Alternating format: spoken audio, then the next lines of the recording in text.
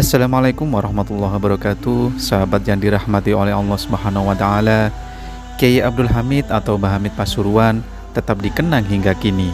Di tengah masyarakat, pendiri dan pengasuh pesantren Salafiyah ini bukan nama yang asing.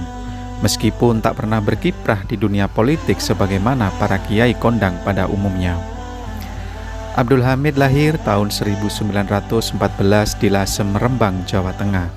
Ayahnya Kiai Abdullah bin Umar, seorang ulama asal Lasem. Sedangkan ibunya Raihana, putri Kiai Haji Siddiq yang juga berasal dari Lasem. Mula-mula belajar agama kepada kakeknya dan kemudian dilanjutkan di pesantren kakeknya, Kiai Haji Siddiq di Tegalsari, Jember, Jawa Timur. Setelah menikah dengan putri Kiai Ahmad Husyairi, ia pindah ke Pasuruan dan melanjutkan kepemimpinan pesantren yang didirikan mertuanya itu. Pesantren yang nyaris kosong karena ditinggal para santri ini di tangan Kiai Hamid berkembang dengan pesat. Salah satu karomah Kiai Abdul Hamid Pasuruan yang masyhur di kalangan warga Pasuruan adalah kemampuannya berada di berbagai tempat dalam waktu bersamaan dengan wujud serupa. Disebut ilmu melipat bumi. Hal ini terjadi antara lain saat Habib Bakir Mu'alawadillah berkunjung ke pesantrennya. Suatu hari Habib yang punya kemampuan melihat sesuatu yang gaib ini datang menemui Kiai Abdul Hamid. Waktu itu banyak orang yang datang untuk meminta doa atau keperluan yang lainnya. Setelah bertemu, Habib Bakir kaget lantaran orang yang terlihat seperti Kiai Haji Abdul Hamid ternyata bukan Mbah Hamid, sebab orang yang ditemuinya adalah sosok gaib yang menyerupai. Kemudian ia mencari di mana sesungguhnya Mbah Hamid yang asli berada. Setelah ia selidiki dengan menggunakan ilmu gaibnya, ternyata Mbah Hamid yang asli sedang berada di Mekah.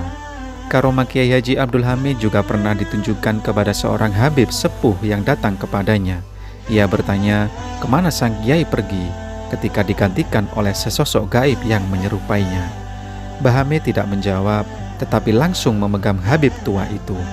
Seketika itu kagetlah ia melihat suasana di sekitar mereka berubah menjadi bangunan masjid yang sangat megah. Subhanallah, ternyata Habib sepuh tadi dibawa Mbah Hamid mendatangi Masjidil Haram. Ketika orang-orang berkumpul, Kiai Yunus dipanggil oleh Mbah Hamid dan meminta agar mendekat.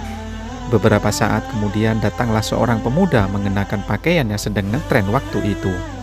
Orang-orang yang hadir tidak begitu memperdulikan pemuda yang pakaiannya berbeda dengan mereka. Ketika bertemu Mbah Hamid, pemuda itu langsung bersalaman dan mencoba mencium tangannya.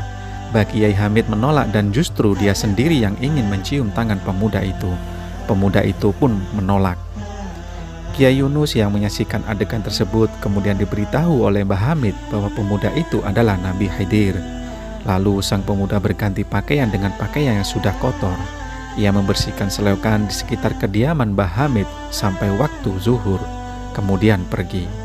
Seusai sholat duhur, salah seorang yang hadir bertanya kepada Mbah Hamid, kapan Nabi Khidir akan datang? Mbah Hamid menjawab bahwa orang yang membersihkan selokan tadi adalah Nabi Khidir. Demikianlah kisah karomah Mbah Hamid. Semoga kita bisa memetik dan mengambil hikmah dari cerita Mbah Hamid Pasuruan. Terima kasih. Wassalamualaikum warahmatullahi wabarakatuh.